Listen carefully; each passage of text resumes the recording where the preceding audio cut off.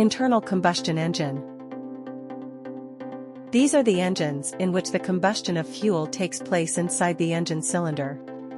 As a result, the piston moves in reverse direction due to the pressure of the gases produced by combustion.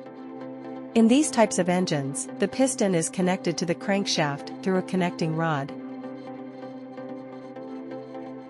When the piston moves downward, the crankshaft attached to the connecting rod starts rotating. In this way, the chemical energy of the fuel is first converted into thermal energy, and then this thermal energy is converted into mechanical energy. Example: jet engine, petrol engine, diesel engine, etc. This type of engines are often used in trucks, motor vehicles, tractors, etc. Features of internal combustion engine. 1. In engines, combustion of fuel takes place inside the combustion chamber. 2. The thermal energy of engines is converted into mechanical energy.